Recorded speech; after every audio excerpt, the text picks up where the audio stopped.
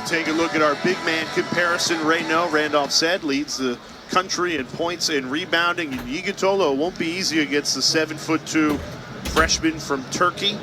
He has been phenomenal in his freshman year for SMU. And I think you're right, Randolph. Yes, we're focused on the ACC standings, but you zoom out a little bit. The winner of this game does position themselves well for the NCAA tournament, and the loser, you lose a little bit of your opportunity to get quality wins. There's only so many quality games left. As we talked about, that's part of it. I mean, these guys, everybody in this you see in the standings right now, you put yourself in a good position, but now we're jockeying that corner and we're starting to get ready for the home stretch here, and you've either played yourself into the tournament or played yourself out to this point, and both of these teams have given themselves a chance. And right now, you're competing with Wake for that bye in the ACC tournament, but again, you're also competing with the next four out. SMU's the next four out. Stanford is starting to turn heads with the work that they put in and put themselves in the tournament. It'll be fun to see how things turn out, not just tonight, but as we go forward. Both of these teams have exceeded the expectations. As we talked about, SMU picked 17th in the league, and we're sitting here February 1st, and they're fighting for 4th. Yeah, both of these teams have punched above their weight in the first year in the ACC. Stanford has won 4 in a row, 6 of their last 7, and now an opportunity to come on the road and pick up a quality win. This would put them even more on the bubble. Both teams very much on the NCAA tournament bubble as we start February. Good pass from Reno. A missed layup, though, couldn't finish on the inside. Just the adjustment they made out of that timeout. They realizing that when Reno pops, the weak side guard was able to come over and affect the shot. They cut him on the weak side there. Boopy Miller comes off the ball screen and attacks Reno, who stays inside and knocks down a 3. 5 minutes gone by. SMU, a big 3 for Boopy Miller. Reno passes off. Another miss from Stanford. Offensive rebound keeps it alive for the Cardinal. Josiah Sellers fires. He can't hit it. Stanford has missed their last 5 shots. Boopy Miller comes off here, not ice of the ball screen. Reno is not coming out. And you're thinking, hey, Boopy Miller's not known for his 3-point shooting. You go under the screen. Who's signed for the Mustangs? He's able to stop and pop, knock down his first 3. Stanford still forcing SMU to play in the half-court set, though. This is a Mustangs team that leads the ACC in scoring. They want to play at a high tempo. They want to turn this into a track meet, Randolph, but so far, Stanford winning the pace game. They are. And you have to. I don't think this game, SMU averages an ACC leading 82 points a game. Stanford doesn't want the game to get that high. They want to control it. This game can go in the 60s and 70s. They'll be in it because they get to control the pace of that. Here's Matt Cross, fires the 3. Got it! Matt Cross, he's got 8 points early. Matt Cross has done a great job of mixing it up, going to the offensive glass and driving the basketball, but make no mistake. He wants to pick and pop, shooting nearly 38% behind the 3-point line. You got to know that as he knocked down his second 3 here. Reno, hands off for Sellers. Keeler a 3, missed it. Cleaning up the spill, Ryan Agarwal attacking the glass. Great job by Agarwal there, going to the glass, getting the tip. Kick to the corner. That 3 rims in. Cario Quendo off the bench and into the box score. We talk about them scoring, but they're 3rd in the ACC as a team, the Mustangs, so their best quality, their dribble drive and ability to attack the paint. But in doing so, it opens up a lot of opportunities behind the 3-point line. SMU 4 for 5 from 3 to start this one. And the Mustangs, whose football team made the college football playoff, up a football score, 14-7. Harris. Touchdown. Yeah. He can't hit it. A little heat check from the team who's been shooting well from 3 to start this one. The game plan for the Mustangs is they're going to guard everyone else and guard Maxime Reno one-on-one and force him to score at an efficient level to beat him. A first-year head coach for SMU, Andy Enfield, told us we are right where we need to be when it comes to making the NCAA tournament. 16-5, 7-3 in the ACC. His offense for a long stretch of the season was a lot farther along than his defense, but the defense has come on strong as of late, and that's what makes this team tournament quality. Well, they've shown flashes of how good they can be defensively. Offensively, we see it. There's so many weapons, so many different ways they can attack you with their depth and guard play. Akpara denied, jump ball. Possession arrow will keep the ball with Stanford. It was Akpara who poked it free and drove on Miller. Whoopi Miller able to tie him up. And if you're Stanford, that's one of those opportunities there in transition. You at least want to come away with a foul, if not an and one. Great defense there by Whoopi Miller. Raynaud tangled up. Jarrell Colbert giving him everything he can handle. Right in front of that SMU bench who loves the defensive intensity. Now this is the adjustment that I think Raynaud has to make. Now, when they go to the bench, everyone else that comes in and guard him is much smaller. I think he can go inside and take advantage of it. The Keeler did not reestablish himself before touching that ball, and it's a turnover. We're seeing right now what they're missing in Jalen Blakes, their leader, a guy being able to settle them down. As they pick up the third turnover here,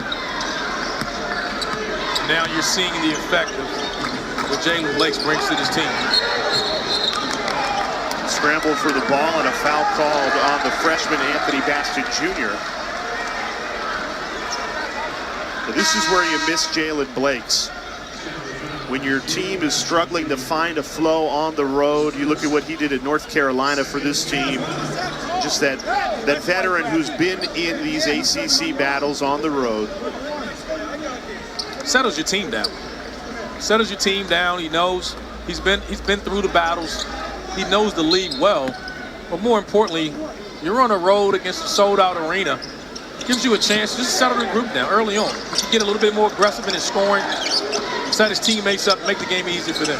Miller trying to pick out Colbert on the roll, swatted away, and we'll step aside. SMU in front, 14-7. They've done well to deny Maxime Raynaud only 5 points in the opening 8 minutes. For a certainty, ACC first team player of the year, maybe player of the year over Cooper Flagg. We'll tell you the argument on the other side. So I know that in all likelihood, Duke's Cooper Flagg will win ACC player of the year, but history supports Stanford's Maxime Raynaud's case. These are the last 5 players to lead the ACC in points per game and rebounds per game. All of them were named ACC Player of the Year. So if Raynaud can keep it up and join that company, there's the case. It's a case, it's just not a very good one. How about, here's a better case. Both Flagg and Raynaud should be strongly considered as first-team All-Americans. I think they're All-Americans, no one denies that. But that Player of the Year race, I think it's over. Unfortunately, for Maxime Raynaud, he just had the type of year this year. That guy Cooper Flagg, his coach found it hard to make the argument for him today. He did. Aiden Cammon, the redshirt freshman from Massachusetts, much-needed bucket for Stanford. They'd only made one of their last 7 before that make.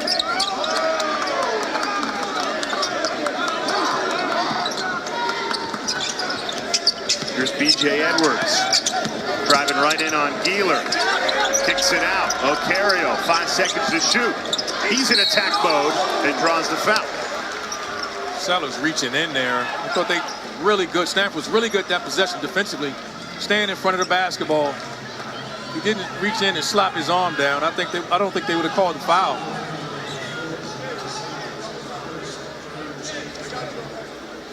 Cardinals are a very physical defensive team.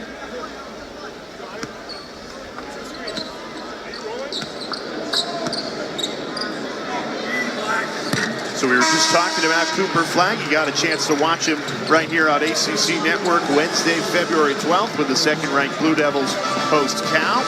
And this Stanford team will be in Atlanta to get things started at 7 Eastern time. How about a good win for Georgia Tech? Wow. Upset special of the day, knocking off Louisville. There are no guaranteed wins in this league, or any league for that matter, and you go on the road, got to be prepared to play. Louisville had a great stretch, great run. I think many still believe they're the second best team in this league. But that Georgia Tech team is really talented. They've battled a ton of injuries. They only played 6 players today in the win. Tough take, and it falls off the rim, no good.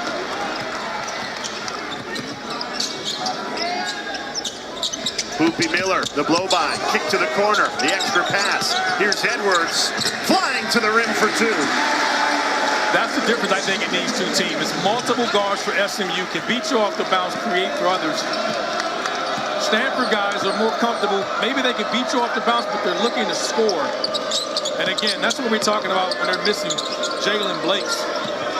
6th in the league, averaging over 5 assists a game. He had the ability to break the defense down and score. Not only score, create opportunities for his teammates. Great defense, totally locked up. Keon Ambrose Hilton off the bench, providing quality minutes. Oquendo, count it, plus the foul for Cario Oquendo. That's the tempo and pace the Mustangs want to play. Push it in transition, you don't force anything, you don't get in front of the basketball. Oquendo drives, takes the contact, goes up strong.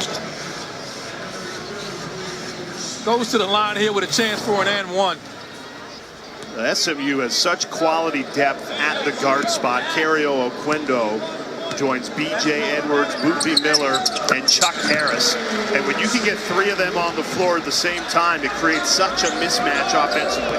I think one of the adjustments to why their defense is much better now, they started the season, they were starting Igutolu at the 5, Trey Orr at the 4, and Matt Cross is playing the 3. Now they're going to the 3-guard lineup. The spacing is better. The basketball is moving a lot better. And I think it's to help improve them on the defensive end of the floor. Oquendo, a chance for a 4-point play. It's a 10-0 SMU run. And Cario Oquendo has scored the last 6. He's going on his own run right now. Again, we just talked about them spacing you out. When they do that, you help on dribble penetration. Got a friendly roll around the rim there, but it goes in. Chance for a 4-point play. Got it. You don't often see that. You don't see your personal 7-0 run.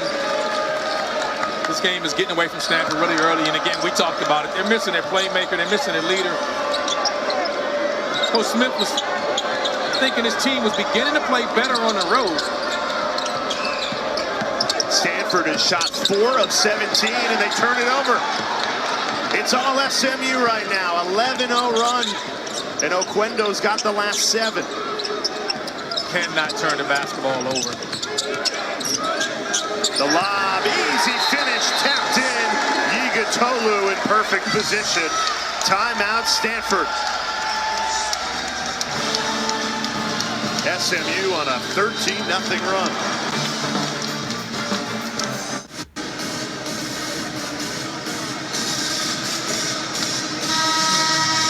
Well, SMU on a 16-2 run over the last 4 minutes and 20 seconds, Randolph. They are in complete control right now. Again, their ability, they got so many guards that can attack you off the bounce, and when they do that, Igutolu, you can't get up there. He's 7'2", so when a big rotates over, as a guard, there's nothing you can do on the weak side when he's inside. That helps him to get going in this game, because defensively, all he has to do is keep everything in front of him. Offensively, he just stays around the rim in that dunker spot. So many guys beating you off the bounce, putting pressure on your defense. But right now, it's the defensive end of the floor where we talked about where SMU is taking a step. This lineup has been really beneficial for them. They're smaller, they're quicker. Reynaud into the lane. 4 SMU defenders on Maxime Reynaud. Still gets it to go. Again, Igutolu's in at 7'2". You want to pick and pop against him, but when he's out of the game, I think he has to go inside. But the other guys got to find a way to get in this game, but that's part of the game plan that SMU's having right now. They're trying to leave Reno one-on-one and force the other guys to create offense. Wow. One-handed hammer, Samet Yigatolu. And again, it's the same thing. It's penetration. You help, they're throwing it up. Stanford's inability to guard the basketball off the bounce is creating issues. Reno, stolen away. Edwards. Oquendo's the trailer, and he draws the foul. Well, Maxime Reno has 7 of Stanford's 11, but it has not been enough. Yeah, he shot fakes there. You can see the crowd that he's drawn. He's able to finish here, but this dribble penetration, you just can't stay in front of the basketball. And as a guard, you see him in the rear view mirror right there. Nothing you can do with Yigatolu standing near the rim, and you got to rotate as a big, so you want to stay home. But against the dribble penetration, you just can't. Ambrose Hilton fouled. He'll get 2 at the line. Underrated passer, I think, as well. And this is a freshman, and his future is really bright.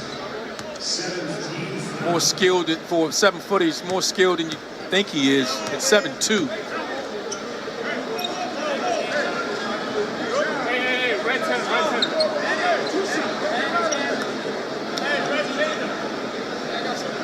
Stanford guys are barking out instructions, trying to clean up some defensive rotation. Before Ambrose Hilton was fouled, SMU had made their last 5 shots. So at least make them earn it in the line, right? If you can't stop them, fouls. Sunday ACC Network right tomorrow, right here. Top 25 gymnastics meet for you. Cal in Raleigh to take on NC State. That is tomorrow right here on ACC Network. So Stanford has dug themselves into a 19-point hole. What do you want to see from them offensively, Randolph? Well, you got to stay with themselves. You can't panic, but you got to meet the level of intensity. And right now, you're turning the basketball over. You got to settle down, get good shots.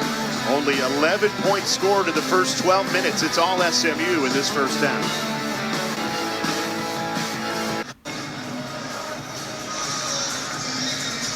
Well, the Stars are out tonight in Dallas, both in the crowd. Tony Romo taking in the game here at Moody Coliseum, and President 43, George W. Bush, courtside with his wife, Laura. The Stars in the crowd, and Randolph Childress, Stars on the court, particularly for SMU. They are. They're coming out to play, and the big man matchup has not disappointed. Maxime Reno just hadn't had much help, but Yigatolu has been a force himself. See him there, he's protecting the paint. These guys are going back and forth. They impact the game differently. Definitely got to vouch for the matchup when you're playing for either team. But right now, Maxime Reno just doesn't have much help on the offensive end of the floor. Yeah, he has 7 of Stanford's 11, but SMU as a team has 30. They've opened up a 19-point lead. Pull-up pop, off the mark. And that's the game plan of SMU. They want to leave. They're like, Maxime Reno's going to get his 20. They're not trying to stop him to get his 20. They're going to make him play one-on-one. Try for him not to score at an efficient level, but they really want to stay home on everyone else, especially with Jalen Blake's out now. They don't feel as though Stanford has enough guys to help create for themselves and others. And so far, that game plan is working.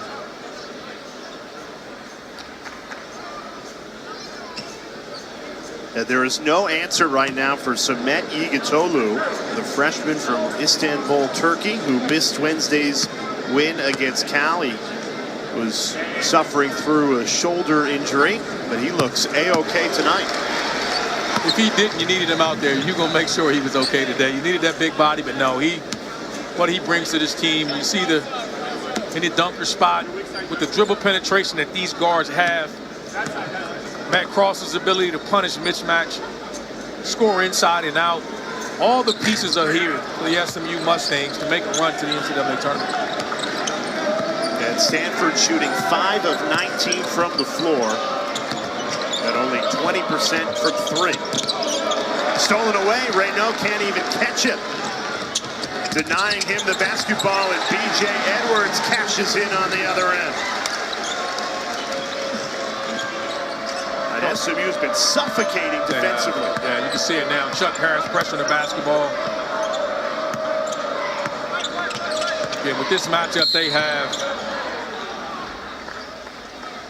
small ball lineup. It's just been so tough. They're creating turnovers, getting out. Edwards there with the finish with the left. As you can see, they're going right to their full court pressure. And this is where I think the adjustment to the smaller lineup has just been so good. It's offensively, they've been good all year long. But it's on the defensive end of the floor. They're able to extend their defense pressure. They played more zone early in the year when Matt Cross was playing at the 3. Now he's on at the 4. He's more comfortable guarding on the perimeter. Much needed basket goes begging. Offensive rebound. No good as well. Great job getting the offensive rebound there. But you got to know as a freshman, you want to pull it out and get a better shot. There's no 22-point basket in college basketball or any basketball for that matter. Just get a good shot and chip away to give yourself a chance to make a run in the second half. But you can't take shots like that if you don't. This thing will get up above 30 before you know it. Now, this is an extended stretch that SMU has dominated. They are on a 19-2 run over the last 5 minutes. Stanford has fallen into another scoring drought of more than 2 minutes and 30 seconds. They just need to see the ball go through the hoop. Yeah, there's no let up right now. These are difficult shots they're taking. Matt Cross rips it away. And a travel in transition, Chuck Harris. Defensively, SMU's been suffocating. But that's where I say lack of point guard play there. Agarwal drives, needs to kick that to the corner.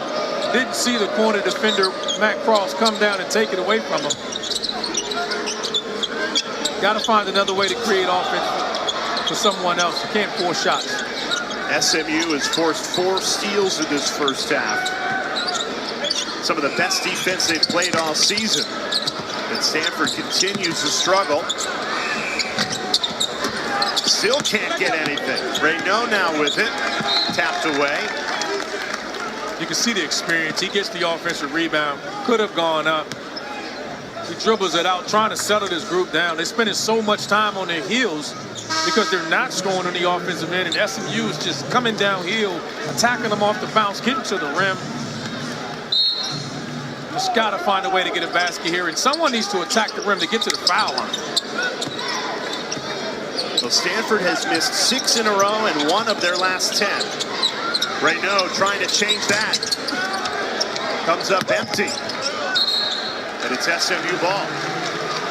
I think now, again, with this lineup, Igutolu's out. Raynaud can slip on that ball screen. He catch it on a roll. Force rotation. They're going to let him take the shot.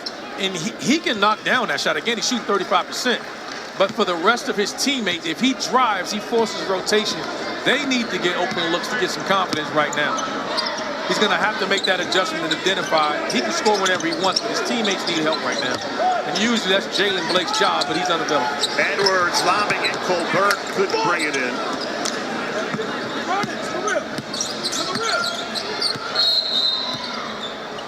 Great job there. Maxime Raynaud runs the floor. Boopie Miller has to guard him, and he goes to post up and draws the foul. Well, Raynaud has 13 inches on Boopie Miller, so I think that was a good foul used by the Wake Forest transfer. He was trying to foul him 5 seconds early. A frustrating first half for Stanford. The offense yet to get going on the road in Dallas. They're shooting under 20%, 5 of 26 from the floor. Chuck Harris, tough take, rolls off the rim. And a foul called on the rebound. It'll stay SMU basketball. And the Mustangs are in the bonus, so shooting 1 and 1. Just frustrated right now. The Cardinals, they're just super frustrated. They can't get anything going in the offensive end. When you can't score, it puts so much pressure on your defense. And when they've been able to set their defense as they did early, they were really effective. Tonight, after our game finishes, stick with us on ACC Network. Nothing but net. The crew will tell you everything you need to know about a busy day in the ACC, including North Carolina and Duke. They'll have that recap and much, much more right here on ACC Network. Who? There's another game? SMU on a 20-2 run. Dominant first half. And the defense has been as good, if not better, than the offense in this first half. See, I think he needs to roll on his ball screen to get the ball inside. Every time he touches it, SMU just throws 3 or 4 white jerseys at him, draws the foul that time. As long as he picks and pops, they're going to allow him to take that shot. But if he rolls, he's going to force rotation, and it's going to open up an opportunity for someone else. And when he rolls, he tried to post up there. He got the ball. He's drawing a crowd. What's most amazing to me about Maxime Reynaud is he just doesn't have many games like this. He's so consistent. 21 games played, 17 double-doubles. And this isn't just on him. I mean, he started out early. He's still their most productive player. They just can't score it. And credit the game plan that they have. They're going to allow him to score it. It's just everyone else, without Jalen Blakes being available to him, just puts added pressure and responsibility on him. You see that season-by-season progression for Reynaud now in his senior year, getting a major in mathematics and a minor in computer science. He played himself up in draft boards with his overall skill set. Again, passes it well, ability to stretch the defense. Again, shoot the 3 at 35%, and put it on the floor. I think he's a guy you draft to kind of plug and come in and assist you in some type of way. Matt Cross muscles it home, 6'7", 230. And he has been giving it to Stanford in this first half. He has 10. Stanford has not made a basket in 5 minutes. Reynaud trying to change that, draws another foul. So he'll be at the foul line when we get back.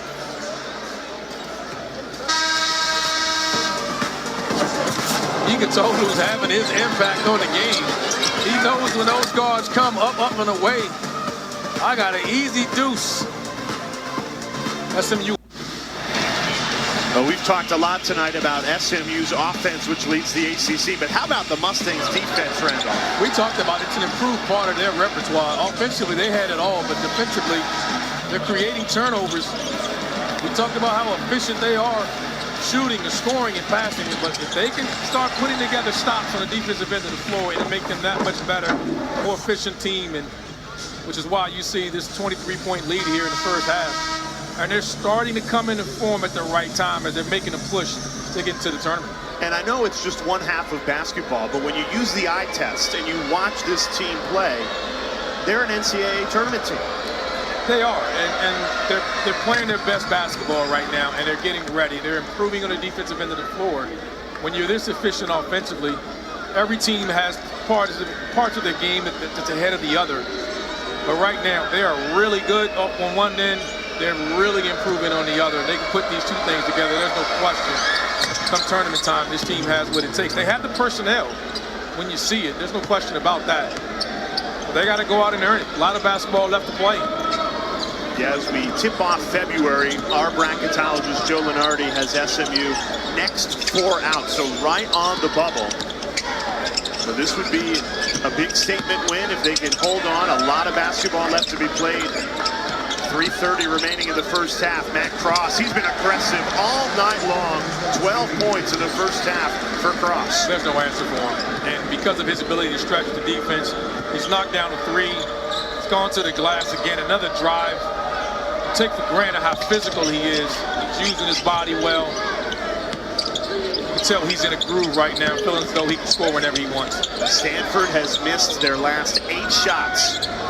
Reynaud trying to change that. Into the lane, Maxime Reynaud. Individually, he's been good. 13 of 17 points for Stanford. Just no help around him. Wide open three. How about it? Cement Igitolu showing off the range. He's showing Max right now, oh, you want to stay inside? Oh, I can shoot the three, too. Stolen away. Chuck Harris lobs it up. Igitolu rocks the rim. And Moody Coliseum is on fire.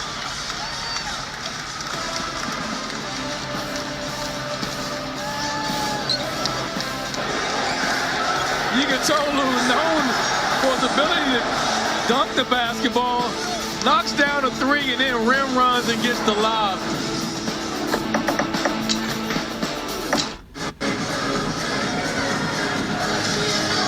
For SMU, this is a first half that has had it all, including a Cement Igitolu three. Randolph, he had time to think about this one. He did. He took a dribble, lined his feet up, knocked down his first three on the season. He was 0-1. He's like, hey, I'm not going to allow you to disrespect me like that. But what's equally impressive is that he gets out and runs the floor to the very next possession and gets the dunk. Again, as we talked about, he has better mobility than you give him credit for. And he's been defending Reynaud, who's been the lone bright spot for Stanford. He has 15 of the Cardinal 19 in this first half. Kick to the corner, Edwards. That's just the biggest issue right now. They're having. They just can't stop dribble penetration by the Mustangs. Coming up on the Auto Owners Insurance Halftime Show, you'll be in studio. Taylor Tannenbaum, Luke Hancock, Joel Berry, and Carlos Boozer. They'll catch you up on what's been a busy Saturday in the ACC. Probably the most surprising result is that Georgia Tech win against Louisville. It is. You wonder if those guys got a friendly bet going on in the studio today? On UNC Duke, yeah. Boozer and Berry? Yeah, why not?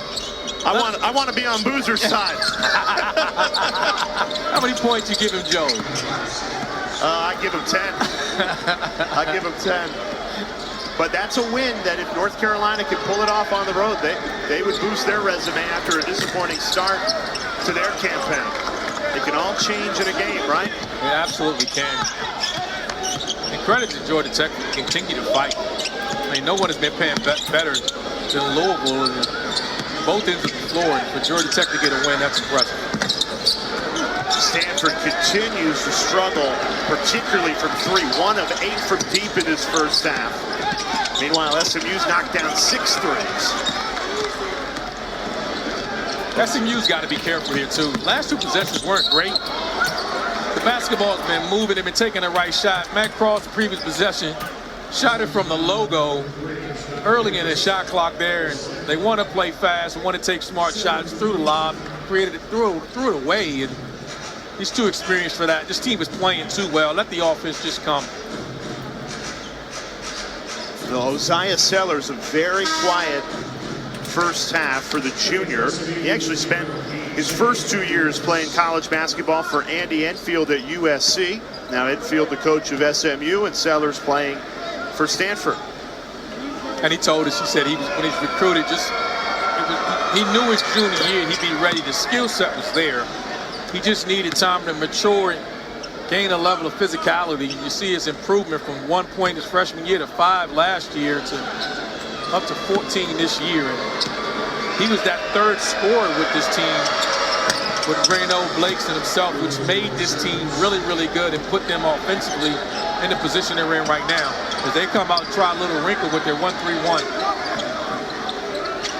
Playing his former coach and down 20 on the road. Edwards looking for more. Offensive rebound corralled by Ambrose Hilton.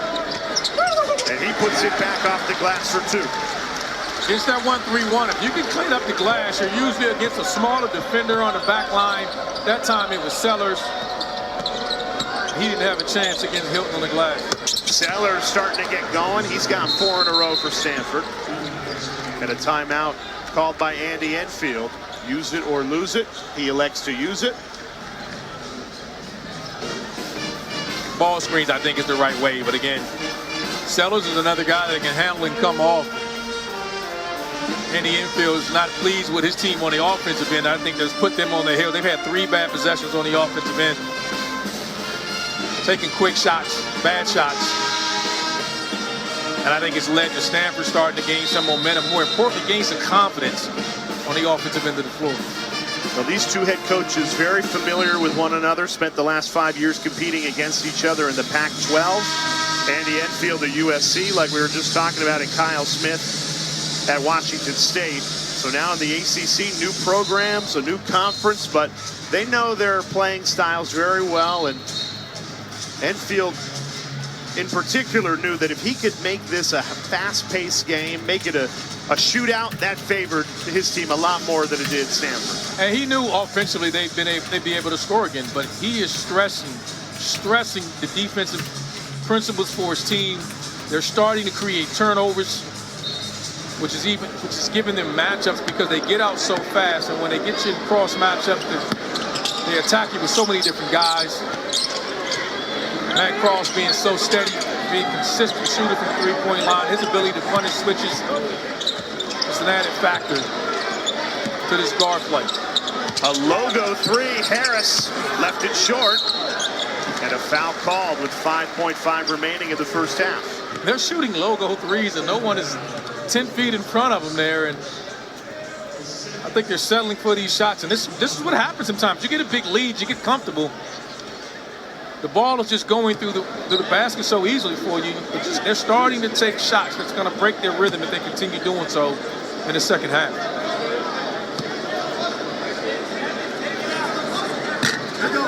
And Stanford, for as bad as they've been in this first half shooting the ball, just 9 of 31. They've actually made 4 of their last 5, so getting a couple stops in the last 2 minutes has improved Kyle Smith's offensive performance. They've gained some momentum. They've been able to get stops. And I think some of it is SMU's just settled. Taking some bad shots. Reynaud, post it, off the mark. Well, Maxime Reynaud at Stanford going to halftime trailing by 20. He had 15 and 7, but the lone bright spot for a Cardinal team that is struggling in Dallas. I could agree. Our ACC Network men's basketball triple header continues in Dallas, Texas, where, man, the home team, SMU, what a fun first half here for your Mustangs fan. A 20-point lead, 45-25. Randolph Childress, Jay Alter with you. You're talking to fans here at Moody Coliseum. They said that was the best half of basketball all season that they've seen SMU play.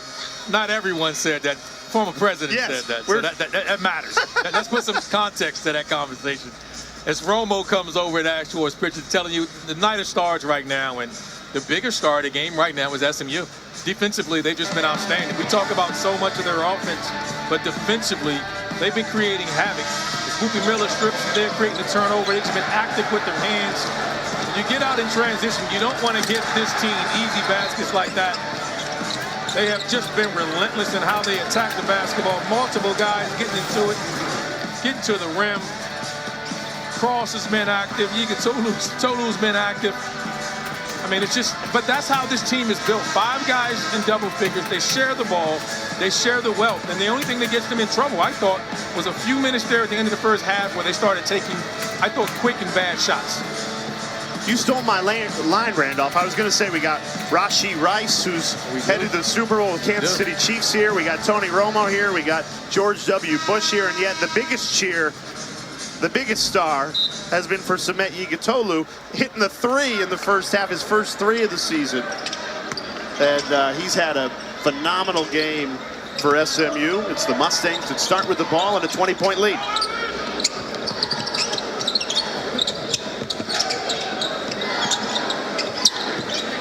There's Chuck Harris. He hits the 3, and SMU picks up where they left off.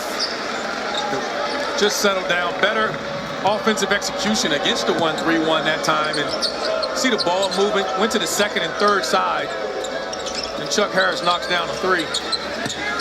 And Stanford struggled from 3. They only hit 1 in the first half, 1 of 8. They've had a lot more success going inside, and they do that to get on the board in this second half.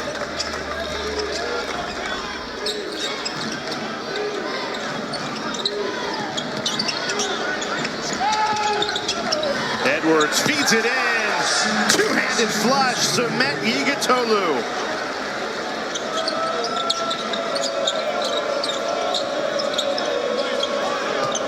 Freshman is just starting to, he knows his role. He's playing those guys. He's just gets in that dunker spot in that 7-2. He's just a load.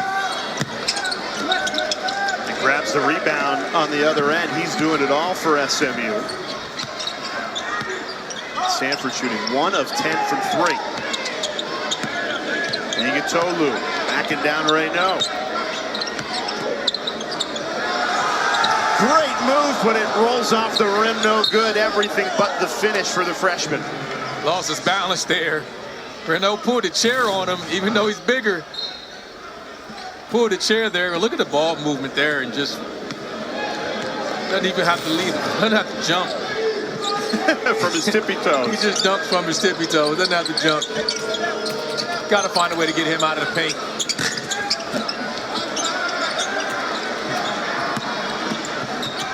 But the challenge is so many handlers, so many guys. They got 4 guys on their SMU does on the floor at all times that can attack you off the bounce, that can get to the rim.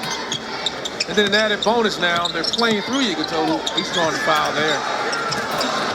I think Reynaud hooked his arm and got away with one. It's interesting that they're clearly coming out of this second half saying, let's get it to Yigitolu and let him go one-on-one with Reynaud. That left arm there got caught inside. Officials didn't call it. But they have been intentional the last 2 possessions of getting the ball in the post. Yeah, the first half it was more the guards and Matt Cross initiating. And he has the ability to score inside. Will turn over either shoulder, he's big, he's physical. He wants to feel your body and then spin the other way. Cross a corner 3, got it! Not the guy you want to leave open. And again, the ball's moving faster than Stanford's defense can rotate. They're getting open looks against the zone. Coach Smith doesn't know what to do. They're carving them up man to man.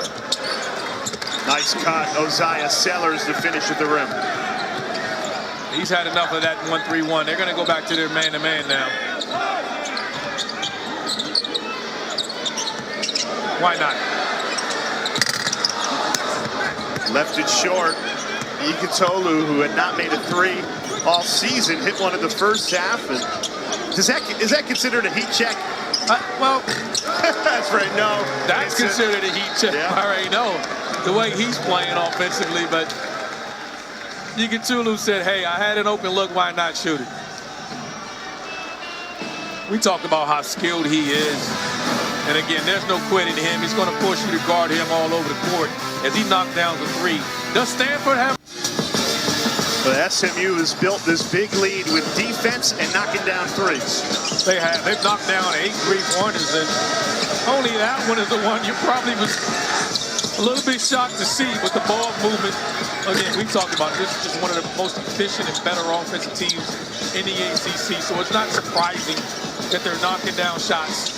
They shoot it at a 38% clip, 3rd in the league. They get to the rim. They're unselfish. We talked about it, multiple handlers. It's just not a lot offensively that the SMU Mustangs don't have. And when they're defending like they're defending today, they're just going to be a tough out for anybody. Now, SMU still up by 19, but their head coach, Andy Enfield, took a timeout. Stanford has made their last 3 shots, making a mini run here. 5 seconds to shoot. Cario Oquendo goes to work, off the glass and in. And they can do that all game long. There's a physicality in the way they attack the paint. Their problem is when they got the lead, they just started taking quick shots. Their offense struggled, and then when their offense struggled, it's led to some defensive struggles by not being able to get back and set their defense. Reynaud lines up the 3, missed it. And we step aside again. Stanford battling, but SMU in the driver's seat, up by 21. And you know what's funny? So President Bush and First Lady Laura Bush, so personable. They come up to me. They're like, hey, where are you from? You're calling the game. I said, I'm from Connecticut. Laura says, you know, George was born in Connecticut. I did not know that. I didn't either. I knew he went to Yale, but born in Connecticut. Very, very fun chatting with them courtside. And W did say this is the best half of SMU basketball he's seen in 20 years watching the Mustangs. And he would know because he's faithfully attending SMU games. That first half was really impressive because both ends of the floor. But Stanford has come out with some energy. And a big three, Oziah Sellers knocks it down. A lot of basketball left to be played. Still more than 15 minutes left in it. Their activity on the defensive end is picked up.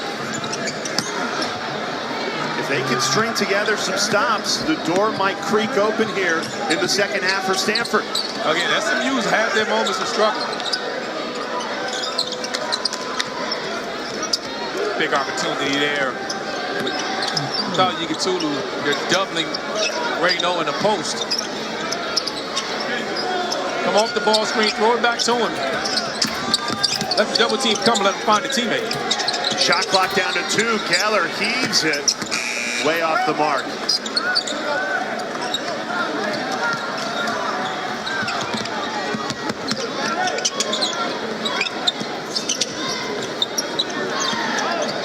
Boopy Miller, pull up, pop, got it.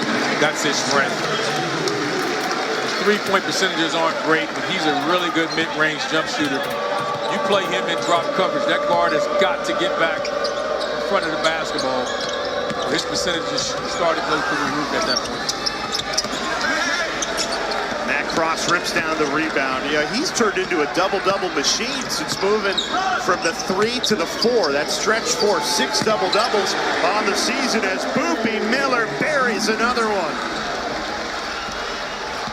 Just so much foul power for the Mustangs. Just everyone's involved. They got 5 guys averaging double figures. Quendo is averaging 9 a game, and he's having himself a really good game. And Reno goes crashing down.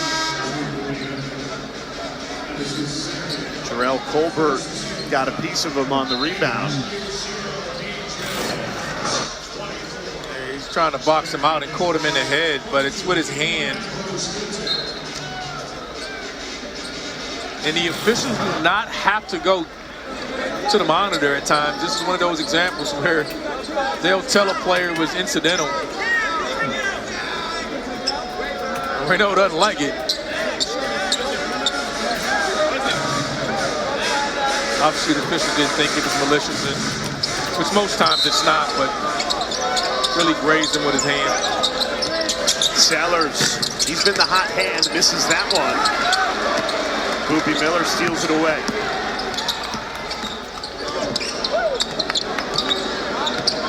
SMU has hit 9 threes in this game, shooting better than 50% from deep. Boopy going inside this time. Big time finish.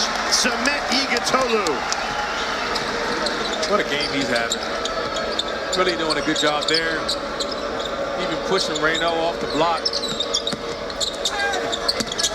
Makes the block on the other end. Everything coming up Yigatolu right now.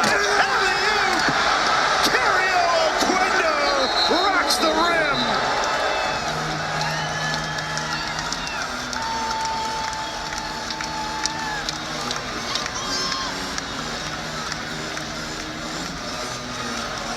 And they are out of their seats at Moody Coliseum. There's a lot to cheer about right now for the Mustangs.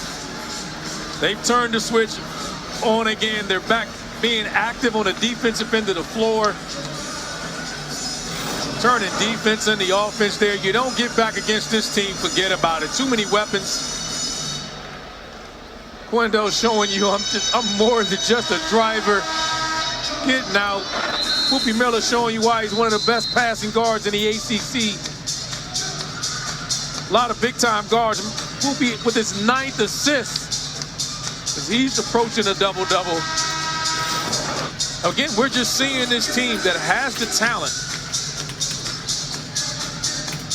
They have balance, and I think that's the one thing that they have over teams. The guard play is good. If they can get this type of consistency from Yigatolu, then look out. Because any one of those 4 guards are capable of giving you 20 or controlling the game. And they're doing this without Trey Rowe out of the game today. He's a 34% shooter, shooting 48% from the field with his level of experience also. Missed three out of the timeout. Ryan Agarwal, that goes begging. And coming into this game, 7-3 and 7-3 in ACC play. A battle for fourth in the league. Boopy Miller, so crafty. So he thought it'd be a close, competitive game. Instead, it is all Mustangs, and Miller is the conductor right now. He is. I call that the Steve Smith, the fake hezzy spin. The fake hezzy. He spins and hezzies and goes, and Rayno got left looking. I don't know if he wants to make that switch again.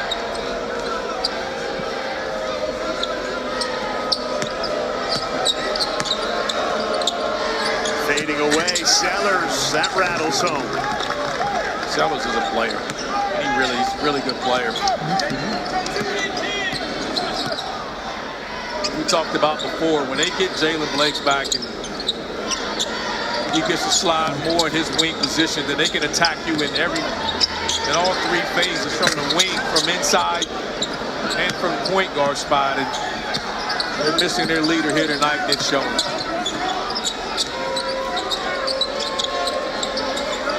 But they're still fighting, they're competing. Settled down here in the second half and a lot more aggressive. Now, Boopy Miller, 10 points, 9 assists on the night. Here is this. Oh, my reverse. Nope, this way. Max Rayno is shaking his head. Boopy Miller's having his way, on his way to a double-double. They average 5 guys in double figure. They have 4.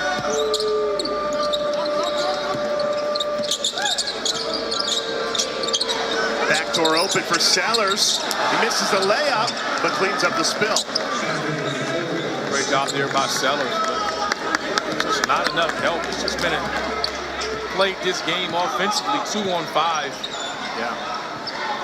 Sellers and Rayno have 35 of Stanford's 41, just not getting any help.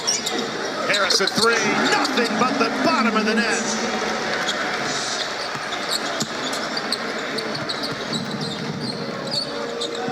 The SMU is showing why they lead the ACC in scoring. And I think we expected the offense, Randolph, but the defensive performance has been particularly telling for this team that has really improved on that side of the ball.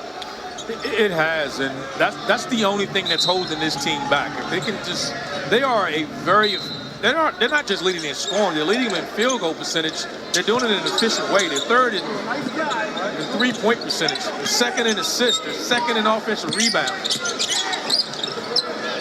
And those numbers are going up. Shooting over 55% here so far tonight, and they got 9 made threes already.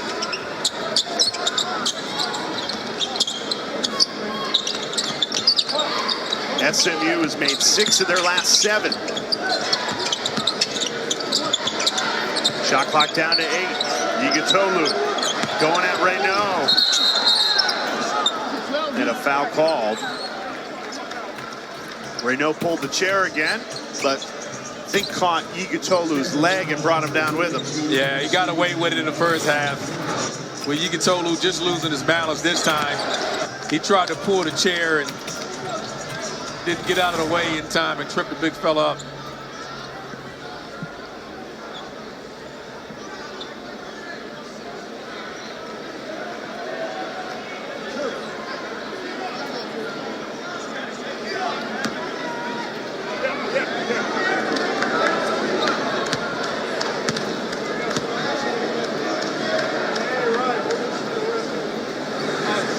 Next Wednesday, right here on ACC Network, a big doubleheader, tipping off 7 o'clock. Stanford will be in Atlanta taking on Georgia Tech, and then Cal at number 2, Duke. Is anyone going to knock off the Blue Devils, or are they going to go through the ACC undefeated in conference play?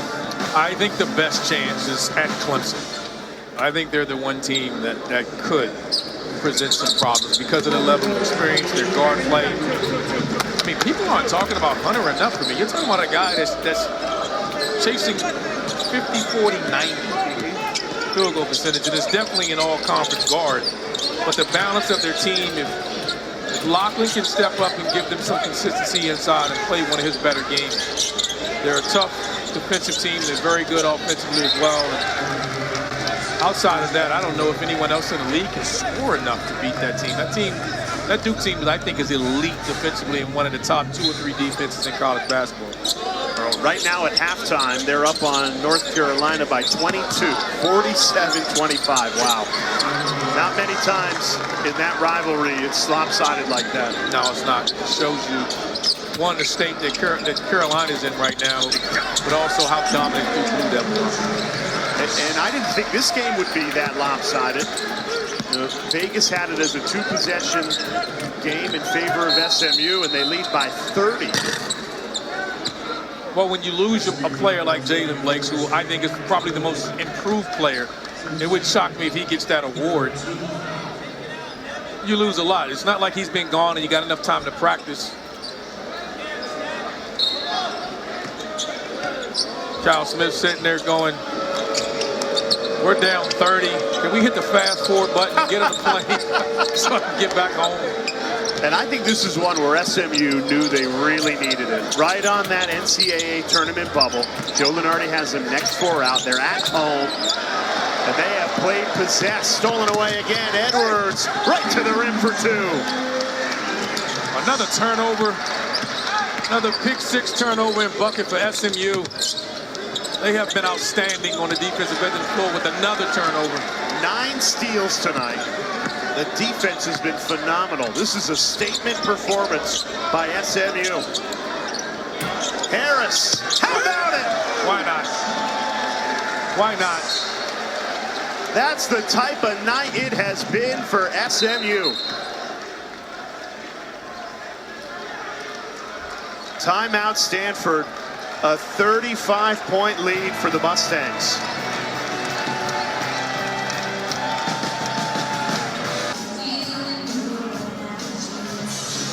SMU leads by 35, and looking at the Mustangs' resume, the eye test tonight would tell you put them in. Our bracketologist Joe Lunardi has SMU next 4 out, Randolph, and I think it's because they don't have a quad 1 win. They're 0-4. They don't, and when you take over a program and you're adjusting to the league like this, first-year coaches tend to take an easier non-conference schedule as this team try to come together. I don't know if he knew it would come together this quickly. Now, if they hang on to this 35-point win, and looks like they will as Reynaud comes up empty, they'll be 17-5, 8-3 in ACC play. The 3 losses are Duke, Carolina, and Louisville. So they don't have a bad loss. No, and that's why they're considered in the tournament, because they don't have a bad loss. They remind me of Wake Forest in that they've won some good games against good teams. And so that game on February 15th is going to be huge. Both teams on the bubble. Yes. And the Pitt, because Pitt had a stronger non-conference schedule, the metrics loves them, and they got a stretch right there where that stretch of these next 5 games will decide which side of the bubble that SMU Mustangs, I want to call them the Tigers. What am I doing? Well, the Clemson Tigers are on that screen. Yeah. For the Mustangs, next 5 games. I think if SMU plays like they did tonight, they will win at least 2 of those 3. Pitt, Wake, Clemson, all here at Moody Coliseum. If they get 2 of those 3, they're going to be in. I agree with you. They got to continue to avoid some bad losses. But what happens is there's teams at the bottom of the league. I think one of the things that happened in this league early was there was a lot of injuries to a lot of key players. Those guys are starting to come back. We saw Georgia Tech with a big win today that's decimated with injuries, and they're still fighting through them. Damian Dunn with Pitt still trying to figure his way back. Wake with Omaha Blue. Louisville with Casey Pryor. I mean, there's just been so many injuries. Marcus Burton with Notre Dame now, they're playing better, and a lot of those teams will play spoiler. But SMU is playing really well. again, this is against a Stanford team that had won 4 in a row, 6 of the last 7. So Stanford, they were as hot as any team in the ACC coming into this game. And SMU has put it on them. Stanford took care of business at home. They had to win at Carolina, then the next 3 were home. This was a big test to try to get one on the road. But again, we can't undervalue how important, we're seeing how important Jalen Blakes is to this group. And no, he's not 33-point difference. But I don't think this game gets out of control the way it does if he's there. He just has an ability to help control tempo and pace. This game got away from him early. They just didn't have anybody to settle the group down. Some pushing and shoving for this rebound. Igutolu going over the back, and then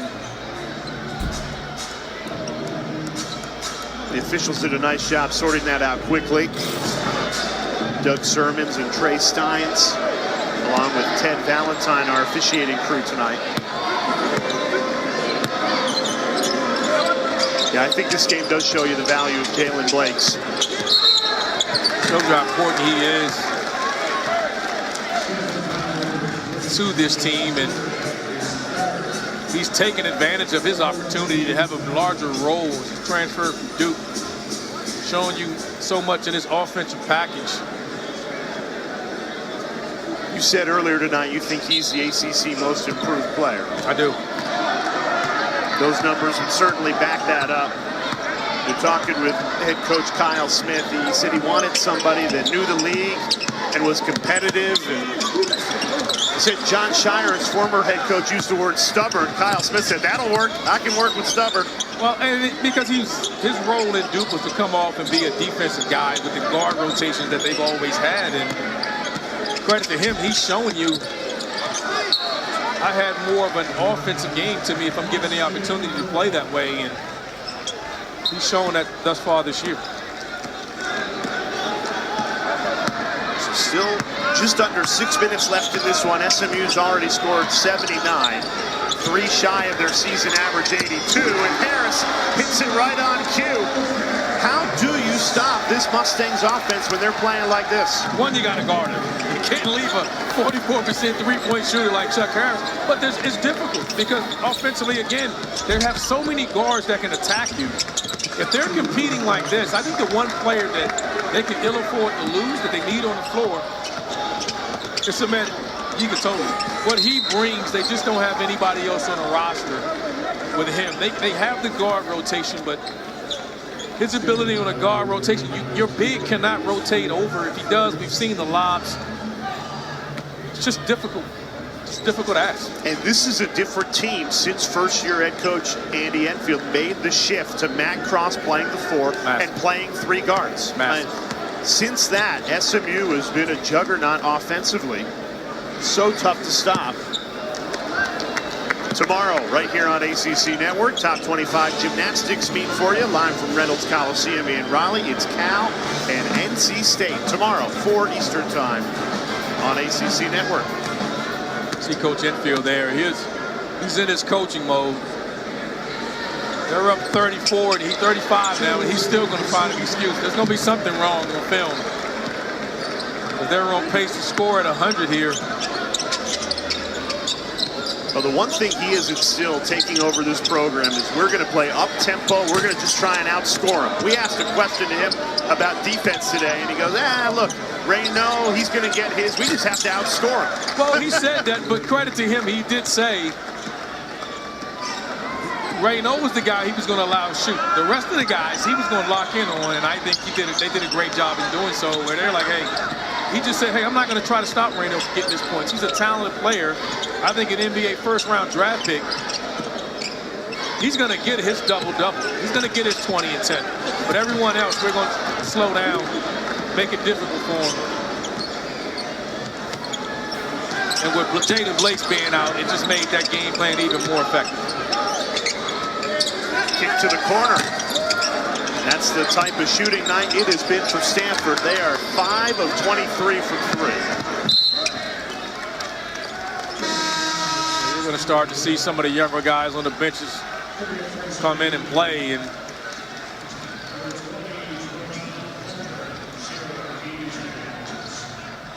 Looks like Coach Smith has already tapped into the depth of his bench. Mustangs are doing the same.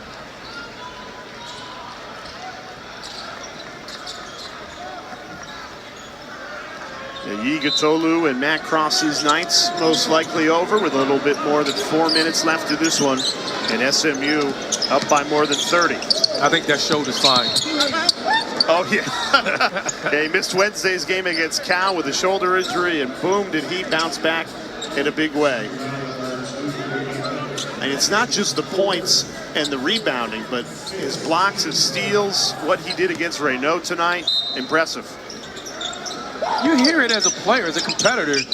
You know, you hear someone talk about a guy in your position and how good he is. And he came out tonight from the very first possession, played really solid defense against Reno, and showed he's a player developing himself.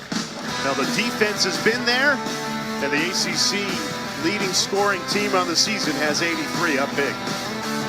You get that coveted double bye in the ACC tournament. And it'll be a close race going down the stretch. And so many getting road wins in this league, and you can say this about any league, but definitely in the ACC, they're difficult to get. Saw that today. Cardinals found out of Louisville going into Georgia Tech and taking an L. And Tech playing with 6 guys. And even Stanford, you'll lose this one, but you're still very much in the mix. Oh, yes. You didn't have Jalen Blakes. You're going to fall to 7-4. Look at that upcoming schedule. Wake Forest on Wednesday, and then at Georgia Tech, at Duke. If they can put together a 3-2 or 4-1 stretch over those next 5, Kyle Smith's team will be right atop the ACC, battling for that top 4, top 5 as well. That Wake game is big because Wake has already won in Winston-Salem. So you need to split to give yourself a chance that if you're right there with them for a tie break, give yourself a chance. If the Deeks sweep that series, starting to run out of games, that'll make it more difficult for Cardinals to play themselves in. The question becomes how many teams get into the ACC, and that's the only. I think right now it's safe to say there's 3 for sure. Is it 4 or is it 5? To me, it should be 5 because I think Pittsburgh did enough in the non-conference. Yes. But even though they aren't in the top 7, that's why you like can't go by the rankings. Right. Absolutely, Carolina is still right there, even though this loss to Duke, as bad as it is. I don't know what the 5 are going to be. I just think the number is 5, and I think SMU's one of them. I won't argue that right now. I think, but they have work to do, right? Because of the lack of quad 1 wins right now. That's why they're going to need to take care of business here coming up. And there are few opportunities to get quad 1 wins. Like it or not, that's just the way we are in college basketball.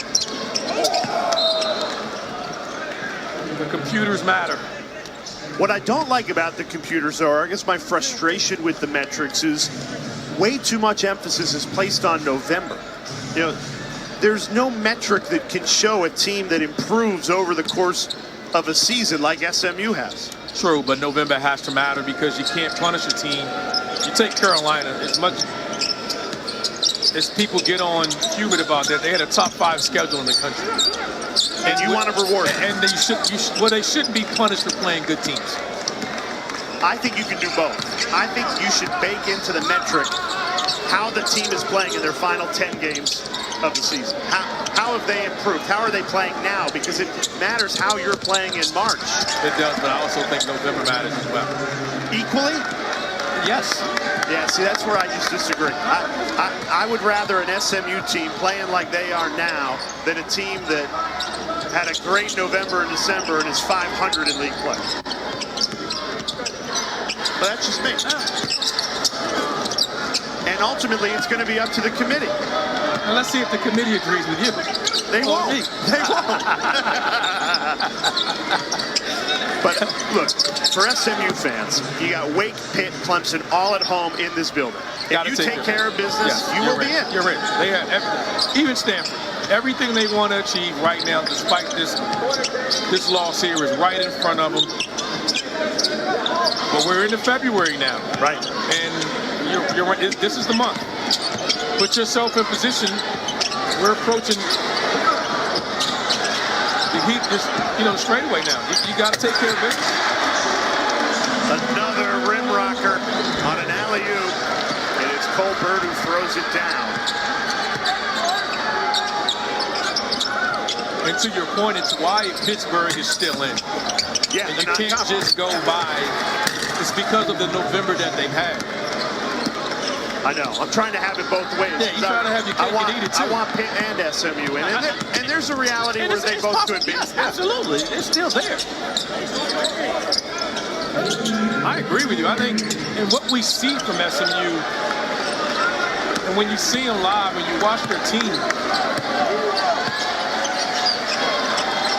they look the part. They do. And they have the opportunities to, more importantly, in this building. And this crowd's been amazing. I mean, with you and President Bush and Romo, and all the stars are here to watch them play. They showed up and showed out for you. I mean, Rashee Rice is going to go from Moody Coliseum to the Super Bowl. Yeah, he skipped out on the Super Bowl press to come here.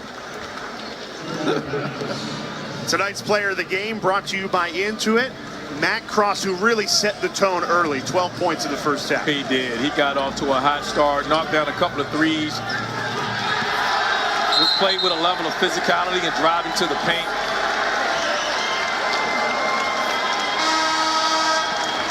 As the bench is being cleared. Yeah, the walk-ons coming in for SMU. Jackson Young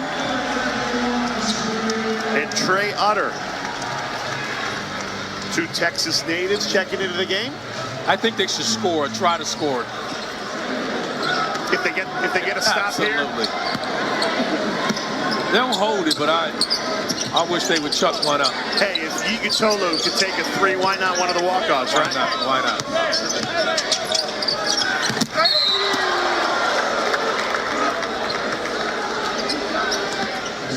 Teams are still competing as they should.